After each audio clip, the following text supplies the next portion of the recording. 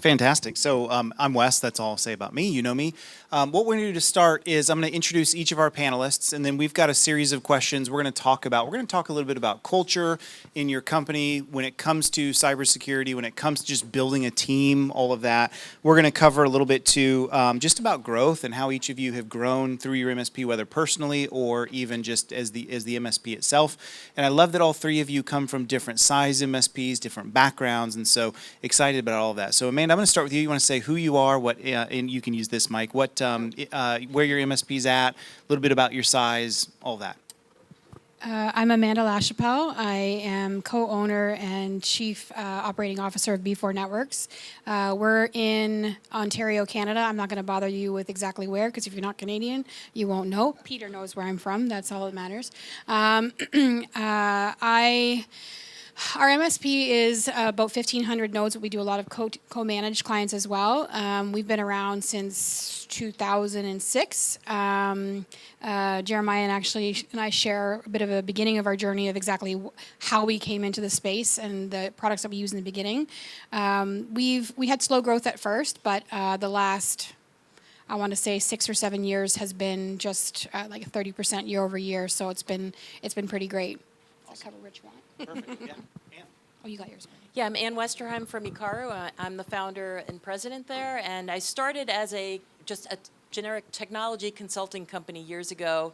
I worked in the semiconductor industry before that, and then when I had kids, I wanted to have control over my time, and then it sort of morphed into the IT services company, managed service providers. We have 17 people, and I guess I learned today I got to pick up the phone more, owner-led sales, and actually make more growth happen. Jeremiah School started in MSP back in 2008, and as Amanda shared, really kind of started that journey in a very similar fashion. Been in the MSP space. This is my 20th year. Sold my business in 2021 after growing it to 20 employees, about $4 million in revenue, and then now with a larger MSP, MSSP, where I manage our SOC. This year we'll do about $230 million in sales, so quite a different journey, pre-sale versus post-sale, that's for sure.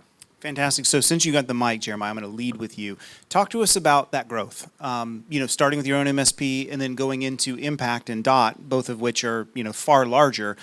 Walk me through your own personal journey for that, what you've learned and some milestones and lessons. Yeah, so I think like a lot of you in the room, I was a technician. I had the ambition to start my own business, so I did.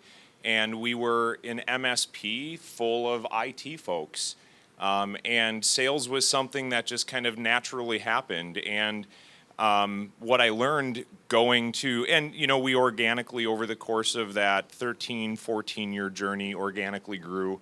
It definitely wasn't the growth I wanted, and quite honestly, I had some really, really loyal team members that really had a choice to make. They either stayed with me and continued to have very little growth opportunity in their careers, or I needed to get my butt in gear to build my business and start growing it to actually give them better career advancement opportunities.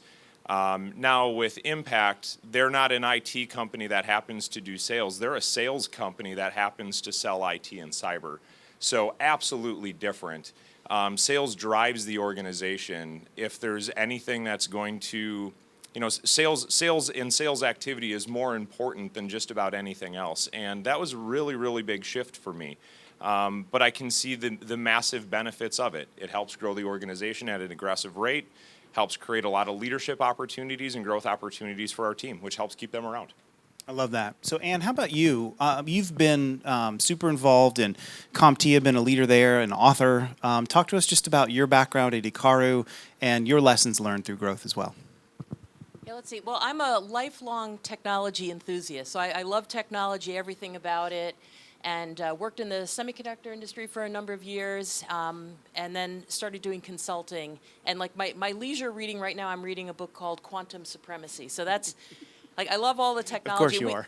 Yeah, and we've grown a lot over the years. So we've consistently grown every single year through 2008, through through COVID and everything after that. But I think that being able to give opportunities to folks, being involved in communities. I just love working in the space, but I also feel an obligation to make sure that all of our clients are getting the absolute best service they can possibly get, and our employees are having the best experience that they can possibly get. And somewhere around here, I wrote a book last year, Cybersecurity for Main Street, CyberFit in 21 Days, and there's a couple of copies floating around here somewhere. But that's my true passion of trying to bring the cybersecurity message to the folks, like true small businesses, Main Street USA, explaining things in ways that they really grasp it, understand how it impacts them. And so we're not trying to move up market. We do have a few co-managed accounts, but we're really trying to focus on true small business. Yeah, I love that. And we'll get to the book in just a minute. I got some questions queued up for you. Amanda, your turn. Talk to us a little bit about your background, and your journey's been pretty interesting, right? I mean, even from like being a photography business into B4, and also even now a leadership board position with MSP Geek. I think the biggest MSP community in the world, as far as I know. Just talk to us about all of that. Yeah, I am not a tech, but it's kind of funny because I grew up. I'm going to date myself here, but whatever.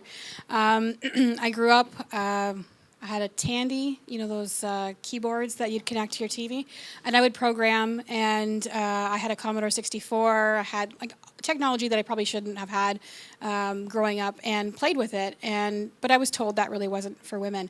So I always stuck to art type things. And so I was a wedding photographer for 16 years, ran my own company, and this MSP was something I worked in part-time with my husband, and I'd give him advice, or I'd give him ideas or whatever, but I was always his baby first, if that makes sense. And when I decided to retire from wedding photography, I was like, okay, I'll help you out with this for a little bit, and then ended up doing what I do with a lot of things, which is giving my opinion a lot and not necessarily taking over, but maybe a little bit, he would say. And when I found MSP Geek last year, it was kind of like a huge growth point for me, not being technical, being able to find this vast community of people that were willing to just share literally everything and teach me so much stuff in the last year that I'm incredibly grateful for. I mean, I think if you talk to people in this room, you'd probably be surprised what it is they're sharing with you. Just imagine, 1,300 people on at any given time. I think a community of over 10,000 in total that are willing to do that kind of stuff. So that has been incredibly beneficial for me, and has given me opportunities like these ones, but also ones to be able to talk to vendors and be able to have more of communication about where I'd like to see things going, or what we need as MSPs and advocate, if that makes sense. Yeah. If I can just add, Wes. So Amanda and I were talking last night about the tremendous value that she's had in kind of entering the community. And if there's one mistake looking back that I think I made when I was running a smaller MSP, I was just so involved in the day-to-day operations that I did not participate in the community. And the coming over to work with Impact has really kind of forced me to get into the community, and they have done that to me, and just wanted to share that that's probably one of my biggest regrets, is not being a bigger part of the community early on. I would have saved myself a lot of headaches, that's for sure. To your point, Jeremiah, to what Sean was saying this morning, if you're working in your business constantly, you can't work on it. And part of these connections are working on it as well, right? Because it's the direction that you are going that your tools help set, right? So I think the kind of nice part about me being not technical is I can't get bogged down in those type of things. I can get bogged down in process, but that's a little bit harder for me to do. So I would say if you aren't capable of doing it, find the people in your organization that maybe aren't technical that can engage in that way. They're going to learn something, and then you're going to get the benefit of having that kind of feedback, especially if you have salespeople. And I was going to say, the power of community. I remember many years ago, the Microsoft Partner Conference was in Boston, so I attended. It was nearby, and I'm sitting at a table with a group of people. Just like I had no idea what anybody had for margins on hardware that they sold, or I knew nothing. And then just sitting at a table, and that's where I met Arlen Sorensen at that event many years ago. And I found that people are so open, willing to share, and obviously everybody here is here, so you're out there in the community.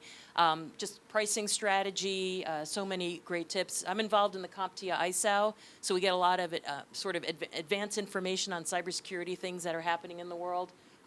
Just tap into as many, wherever you see a fit, but tap into that community. I've learned so much from so many people.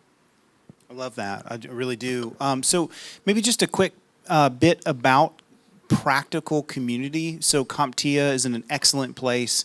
Even things like this, excellent ways to get to know each other. But hone in, Amanda, just a bit more on MSP Geek and what that's all about, because especially as a landing place for our technical folks, need a place to land. They need a place to belong. They need a place to grow.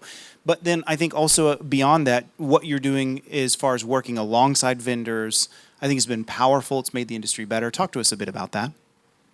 So when I went to the first conference, that was pretty much my entire integration into the community was like, okay, I'll see what this is about.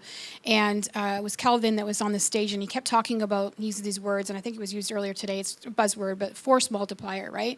But basically, when you think about it, if you're trying to problem solve anything, wouldn't it be amazing if you could just crowdsource, like literally go into a space where you could, throw out the question to a wider group and have the answer come back to you as to what other people had tried or what they had done? And it's wild because most techs will just do that. Maybe their owners don't know that they're doing that. I don't know. But for me, I actually encourage mine. I build time in for them to go into the Discords and to communicate. And we have seen, I'll give you an example. We're Huntress partners. And one of my technicians, because they had a really great conversation at the conference, they were able to talk to one of the lead people there. And they have now built in an incident response practice. So like you can run through a drill like you would in the game inside of Huntress and make sure that you're following all the steps before you ever get to an actual incident where you have to practice anything or like do it real life. So I don't even know if that's something that we would have had access to do if we were just kind of staying in our own lane and channeling. And I mean, like to Jeremiah's point, like you've done something amazing where you've gone off and built something big, but I'm still over here in my little 1,500 pond going like, how do I make a difference for myself? How do I increase margins, make myself different? And having that conversation with vendors and being able to build those relationships, plus also get the information from the rest of the community before we dive into things, like it's just invaluable to me. Love that. So let's talk about going from MSP to MSSP, Jeremiah. Heavy focus. I mean, you run a SOC, a security operations team. That's different. And the world is different as an MSSP versus an MSP. A lot of folks here are like, I'm not an MSSP. We don't focus exclusively on security, yet we do security. Can you just walk us through, maybe from your side of the fence, what that should look like for MSPs, conflicts of interest, how to do security right when you're also the IT provider? How do we make sense of all of that? Well, I think what's tough is what cybersecurity means to one person could mean something completely different to another. And one of the things that I had to do in coming into the organization was to make sure that when we said cybersecurity, that we as an organization meant or were thinking and saying that it meant the same thing, because my definition of it was different than our CTOs, was different than our analysts and so forth. So for us, obviously, at the heart of it, it's managed detection and response. We layer on top of that vCISO and compliance services. And I would say that that's what allows us to have a little bit of a differentiator between someone like an Arctic Wolf. The core difference for me, and I kind of laugh about it, I think I shared this with a couple of people over dinner last night, is what I love about the MSSP side is we see actionable alerts, we investigate them, we give that information to the MSP, and then go tell them to do something. And so it quite honestly is quite a more relaxed environment because we're used to the chaos, so there's training around making sure that we can keep level heads and that we can have those calm conversations with our customers in those moments. But it's not like I have to dispatch people out to facilities and so forth, right? So we see something that doesn't look right and we investigate, we give guidance to the MSP. And in this case, that MSP being Impact, and allow them to do their thing from there, assist in incident response. So that in terms of like how it's different for me, I'm managing a lot less SKUs. I'm managing maybe a little bit more skill sets. We also have a red team and a blue team, and we do all the purple teaming and all of that stuff. So maybe a few more departments in a sense, but definitely a little bit easier, quite honestly, than running an MSP. Yeah. Okay. And so, and question for you to follow up, for you as a pure play MSP, how do you deal with maybe conflicts of interest, things like, I'll cue you up on some things like you have to be the one that actually configures the end machine. You have to be the one that makes sure patching regimen is been installed correctly, but you also have to be the security overlay. You have to run and handle security for the client. How do you handle just making sure that it's not fox in the hen house? How do you make sure that your delivery of security is not in conflict with your IT service? Yeah, I think, well, with the market that we work with is true small business, so our largest clients may be 100 seats around that ballpark. Yeah, we have to watch out for it, but it's also, we have nobody else to hand it off to. So if we don't, have patching up to date, we're the ones who are going to be stuck with the problem too. I mean, we're going to be there side by side. Our customers can just come to our office if they need, like, there's no hiding from it. So I think it's putting together, I refer to us as sort of a security-focused MSP or security MSP Plus or whatever ConnectWise is using for that. We really care deeply about our clients. We come up with a stack and a strategy. We explain it to them, but we're not doing very sophisticated like VCIO kind of work. We're advising folks on security, but at the end of the day, we're the ones who are going to be on the hook. So we have a very strong vested interest in making sure that they're not going to have a meltdown from a patch or anything else that goes on, a missing patch or a bad patch, et cetera. Perfect. And I want to pull one thing out of that too. How do you know what that North Star of good looks like for your clients? When you say we kind of design a good security strategy for them, how do you know what that good is? Yeah, we follow NIST cybersecurity framework, CIS controls. We try to map stuff back. Some of our clients are very interested in learning a lot about it and diving in. Other folks just say, hey, just do what you need to do. I don't want to hear about it. Not my thing.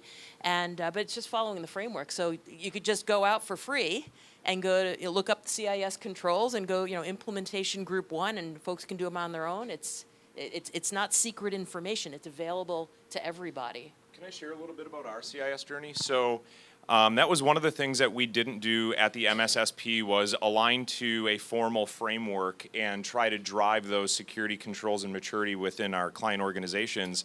And one thing, in theory, it's really easy, right?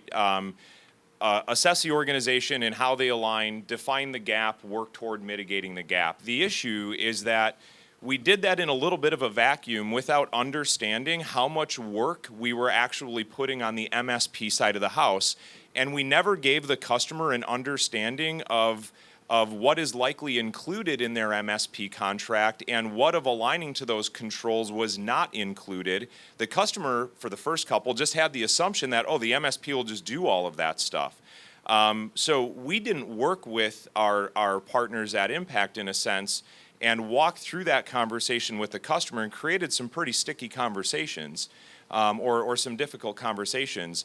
And we see that also with our vulnerability management program where we identify all of these vulnerabilities, we provide that reporting back to our MSP friends, and they're like, okay, great, like what do you want me to do with this? Like I don't have an endless budget of time to go shore up all of these vulnerabilities. So having a strategy of the work that you find for the IT teams to do that help increase security posture and whether or not that work is billable to the customer or not is a really important conversation to have if you have your own security in-house or you have a vendor that's helping you do security, making sure that you're having those conversations behind the client first and then going to the client together, if you're going to be going down that journey. Love that.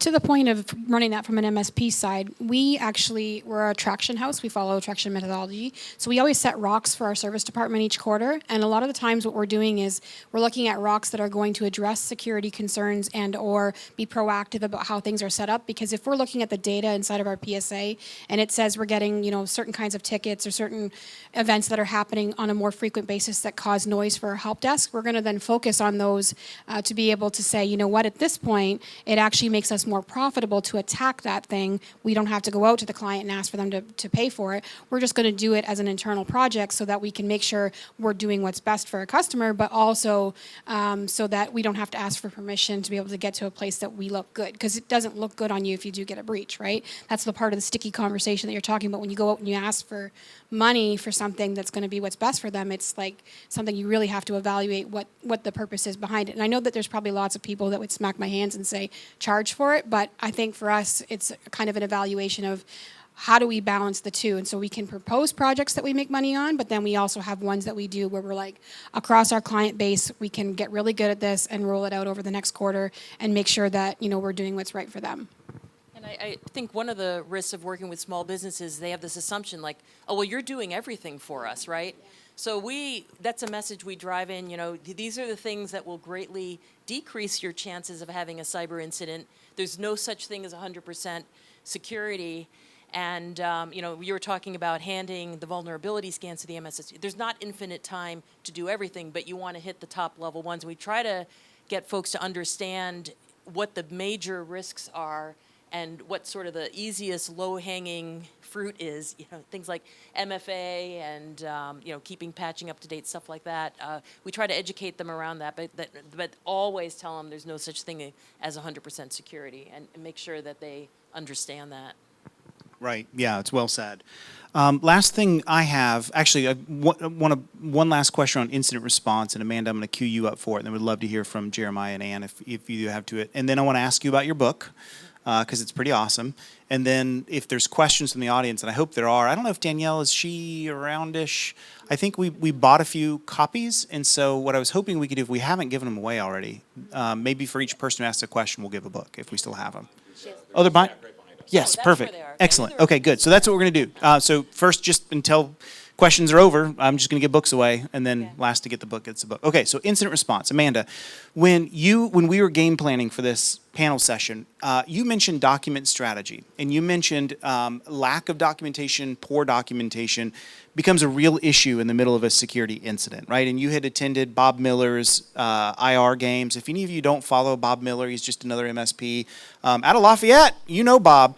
He's got a new thing called IR games. It's free for MSPs to join, no cost, and it just walks you through a gamified incident response kind of thing. Has anyone done it in here yet? I've done it. I highly recommend it. Awesome. It's a great Thumbs experience. up? Yeah, huge thumbs up. So check that out. Come holler at me. I can show you how to get into it if you can't find it or whatever. But anyway, I say all that to say you did that, and one of the big kind of takeaways for you was document strategy in IR. Unpack that for us if you would. Well, I think what I was talking about was just that, so I don't know who else was in the same boat that we were in, but I want to say 4 years ago, we realized that we probably had like 11 documents on how to deploy Windows Server, and like our documentation system was a bit of a nightmare. Everything was created by text without any kind of oversight, and it was just like, let's put it in there and make sure it's documented, right? That's the good thing to do. But that's not really enough. So when we changed from one product to another, we kind of used it as an opportunity to clean everything up and decide on how we were going to move forward to make sure that we didn't end up back in this mess. Because, sure, you clean it up, but then if you have the same process, you're just going to be back in the same place. So we instituted kind of like a change control. It's really loose, it's dirty on our documentation to make sure that people have to be trained properly to be able to create it. And when it gets created, it gets vetted before it goes live into the system, because your documentation system should be your single source of truth. And when we were talking during the IR game, and I mentioned this, it was kind of surprising to me that I don't know, other people weren't doing it, because I thought, maybe we were just doing the wrong thing because, we're on our own at that point and we were doing whatever we thought was right. But it's something that I guess I realized through that process that was not something that was talked about a lot.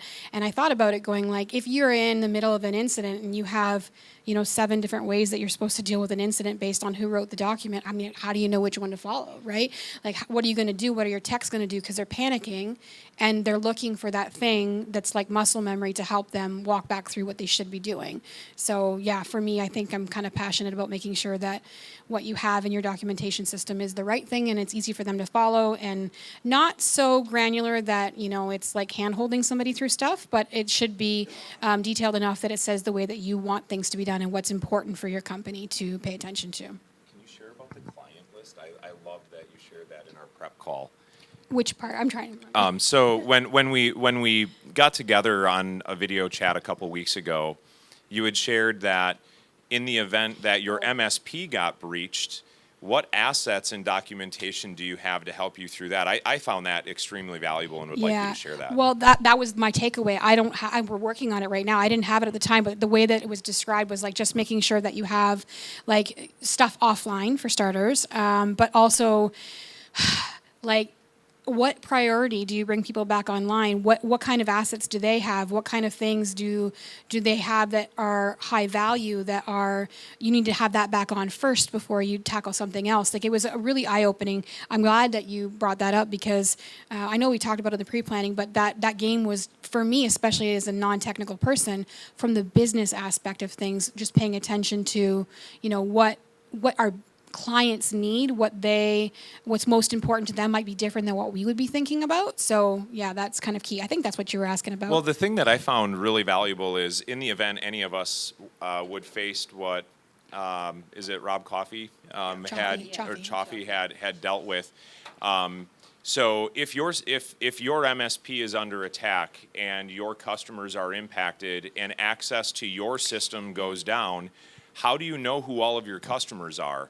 Yeah. Do you know what customers are paying you the most amount of dollars? Do you know what customers you should be working to bring online first? Maybe because some of them are providing health services to their customers. And that was really eye-opening to me.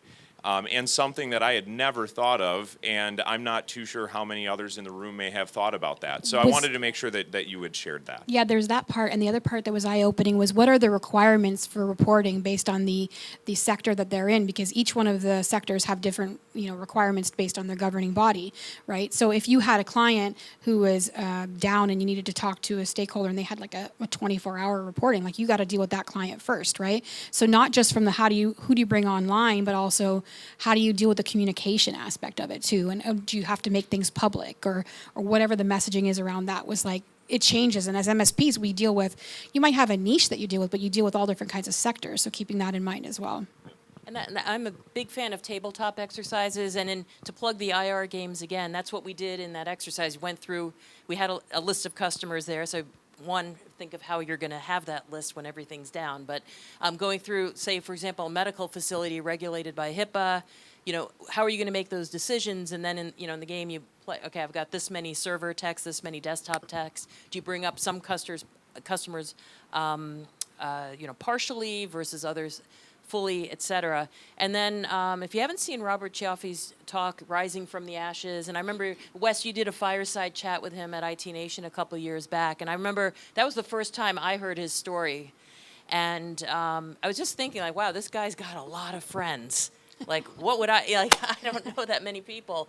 And because people flew in from all over the country, and he's been active with CompTIA to start the MSP 911, which is kind of a volunteer support service that is available to any MSP to get some help around, dealing with that nightmare scenario.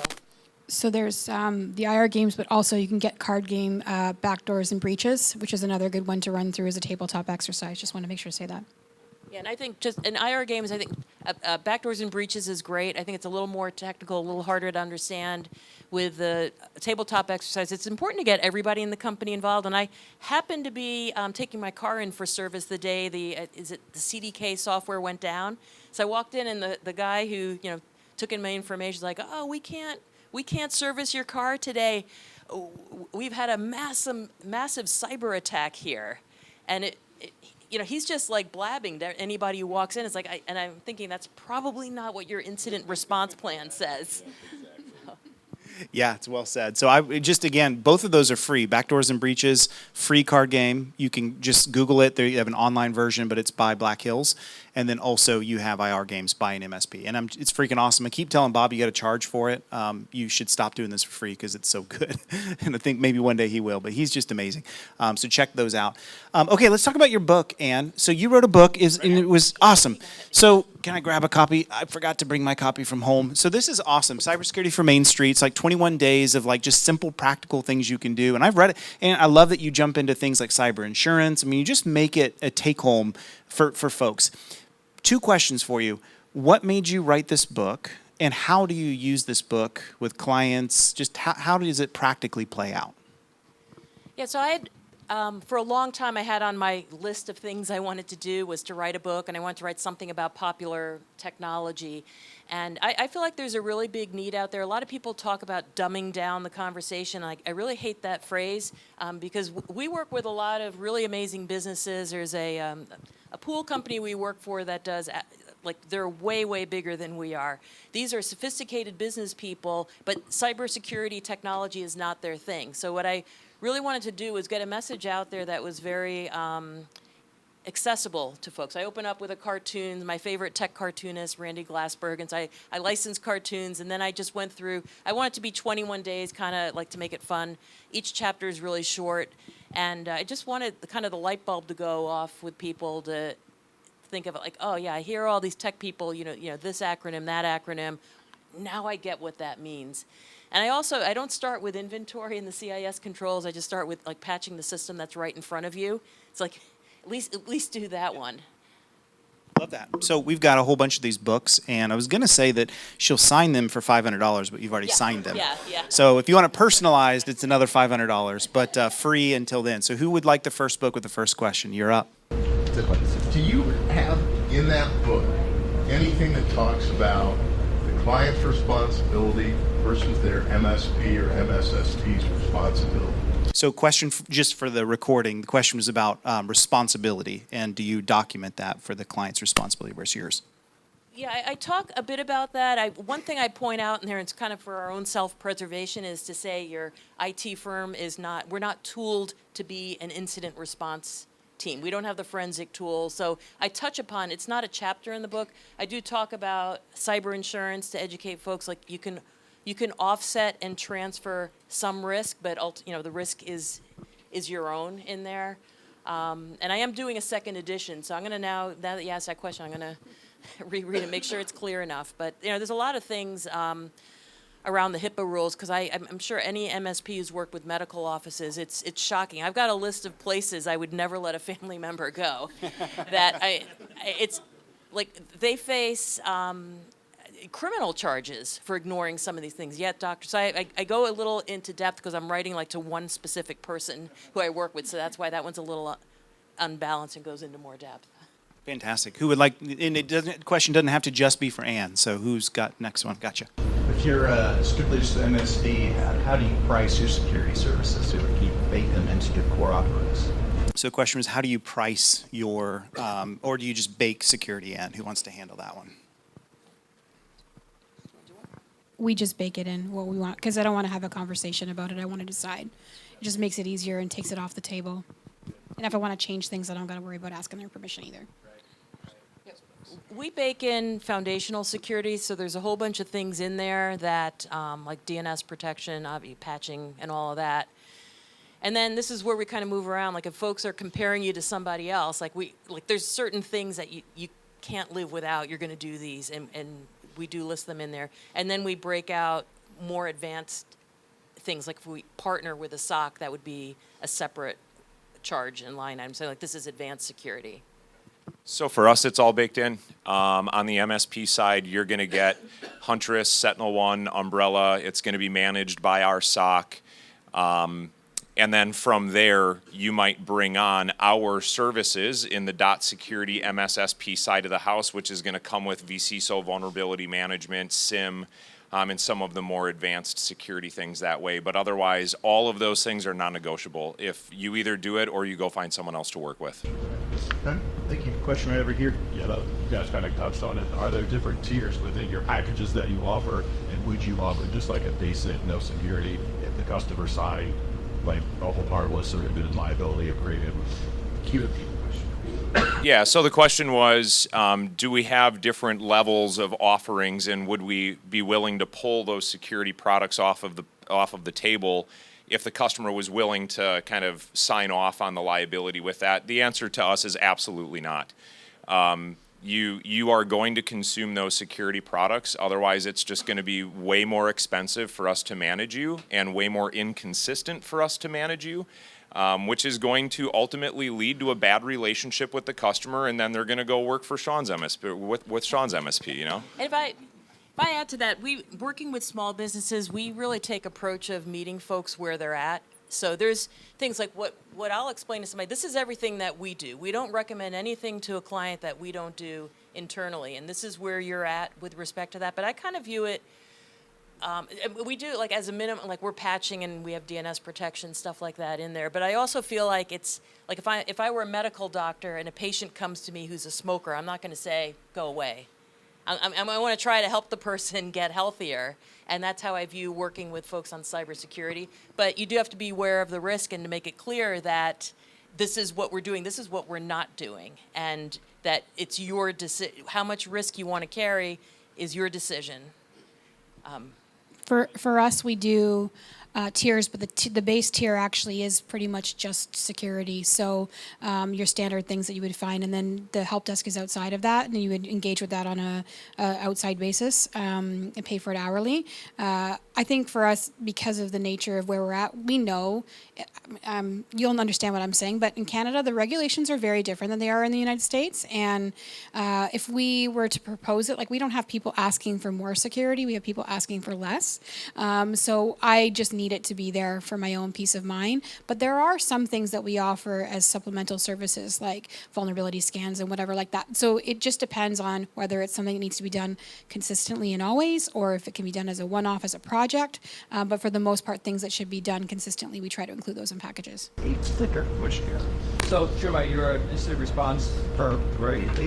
No, not an IR response firm. We will actually do a lot of work with another third-party forensic organization when we do IR. So, in your experience, what's been the best? So, we've done that. What's some of the key things that as MSPs we should have automatically be preparing or thinking about preparing if we have applied as an incident so that help that IR or that brand respond quickly? So for us, I think it's, so the question was, what are some of the most basic things that we can do as MSPs to really be prepared for when the customer, is entering in IR, when we need to, open the book up? I would say first and foremost, you have to understand who is a part of the process, who your key stakeholders are. And in a lot of cases, that's not just those within the business. That's going to be who is our lawyer, who is our banker. Do we have contacts at the FBI? I will share that we have the FBI come into our organization quarterly so that we have a personal relationship with them. They often will have really, really good intel. We actually share the public IP addresses, assuming that the customers we work with allow us to do this. We'll share the public IPs with the FBI because they monitor a lot of stuff that we don't realize they monitor. So the relationships with the organization and the primary vendors, obviously the insurance company, but then from there, the bank, the lawyer, and any law, and FBI, police. So the contacts are really, really important. I don't know why it's such a struggle to work with organizations to get an IR policy and an IR plan in place, but that's one of the first things that we touch on, just to make sure that we're setting expectations and helping them understand where our gaps are. And the gaps are okay as long as we understand that we're working toward getting that in place. And if something pops before those things are formally in place, we have a mutual expectation of where we are in that moment. So, much past IR, communication helps solve a lot of things. So I think getting those basic contacts down, making sure that you're communicating mutual expectations is a really good place to start. To about 4 or 5 minutes left. I got 4 books, so we'll go into speed answering now. That's two kind of basic questions. On the legal side, if you're offering to say a limited security offering, and you know that you have more advanced security offerings, do you make the client sign a waiver that says, it's essentially like, you will understand that we cover this and we're not doing these other things? Do you get that? Do you get a signature on that? Yeah, the So question that is, in yeah, the event of an incident, you know that they know? Yeah, so the question is, like, do we get a signature from the customer if they're not going with, the 100% security package? So the way our contracts are written is we have limitation of liability. It says we only provide what's listed, what's listed in there. Limitation of liability explains it's not an it's not an insurance policy, it's not a guarantee, and our only liability is that month's payment. We do a ton of education because I've thought this through, because I read the headlines and stuff like, what would happen if we get called into court? So if I ever get called into court, I'm going to pull up every newsletter I've sent since 2002, and bring that in as how many times we've warned our community about this. So, and in Massachusetts, I don't think any signature would hold up anyway. But what we do is, like, we kind of shored up what we consider basic security, and then we had people say, we are doing this. This is going to be your price increase. If for some reason you choose not to do this, this is why you need to do it. I made a video, and then they'd have to sign off on it, and we kept it. And we did have, many years ago, we had a client who did not have adequate backup. We had talked to them 100 times, and they actually had a ransomware incident. Fortunately, we could recover this, and this was many years ago when things were a little different. But I remember frantically going through their contracts and trying to find where they had declined the more advanced backup, like that we did have it in writing, and that was kind of that was a scary moment, because I thought, some folks would try to hold it against you anyway. When you're presenting that to the client, do you supplement your legalese paperwork with a layman's terms, non-technical understanding of here's what we do and here's what we don't? In addition, you have the limited liability, which is great, but when shit hits the fan, there's still often their understanding that you should have covered this and you didn't.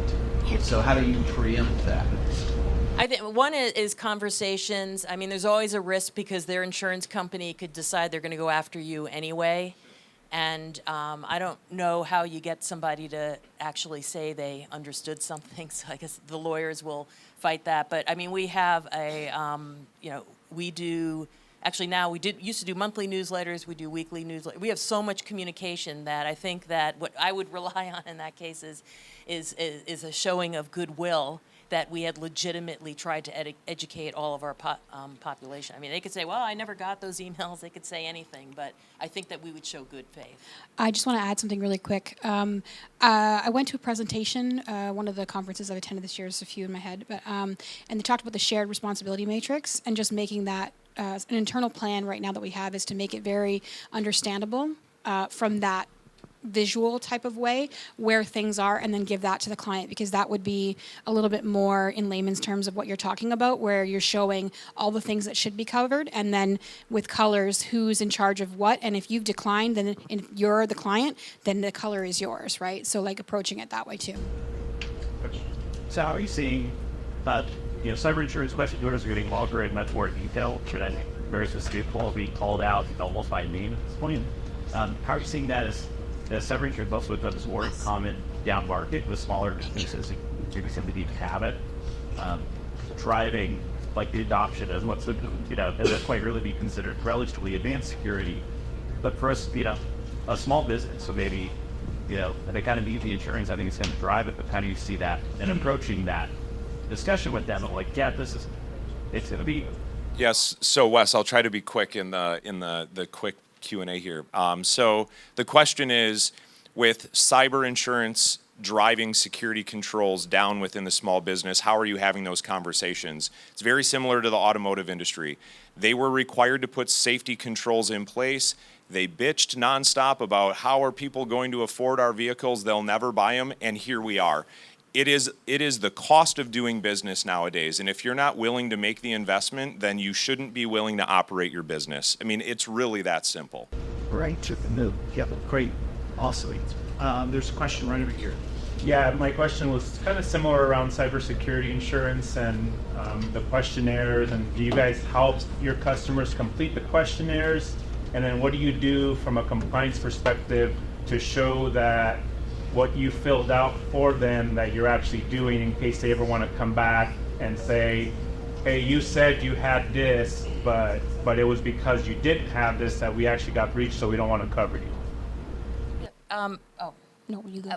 Of one quick, so one thing, so this is about filling out cybersecurity questionnaires. They've gotten really complicated. So yeah, so it actually drives a lot of good discussions around cybersecurity, which is a good thing because now people, it's not just us, like we didn't just make all this up, right?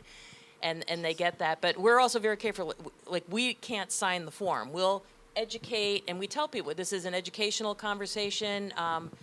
They have to sign the form. They're liable for truthfully answering, and all we can do is educate. And I tell my people on my team, because that's one thing that scares me, like, do not ever, if they ask you to sign, you can't sign it. So we take a different one, though. We fill it out for them, but we don't sign it. We would just fill out the areas that are for us, and we usually do that in a different color just to make sure that they know that that's what we're filling out. And that way they don't, because sometimes they don't know what the heck to put on there anyway. They're just going to do what they're going to do. And anything that we sign off on doing, we also attach proof that that is the case. So whether it be screenshots or whatever, that's kind of how we approach it. There's one question right here. Yeah, so completely off track a little bit, but for the MSP side of the house, how is this move to the security side impacting your staffing? Are you actually targeting individuals who have security backgrounds to supplement your MSP, or are you training the staff? Are you how are you handling your current staff and or future staffing? How is that impacting your decisions? Well, in our MSP, we rely a lot on partnerships. It's about how we're staffing. So we don't have I think we have a lot of cybersecurity expertise in-house. We don't have a particular person who's like a CISO or anything like that. I think we rely on our partners. So some of the tools that probably a lot of other folks in the room use, we leverage, have a SOC that's external, looking at certain things, different tools, alerting, a lot of training. And it is tough, too, because there's so much to learn. It's sort of, you have to sort of be a jack of all trades, but trying to follow, what we learn from the vendors, best practices of configuration.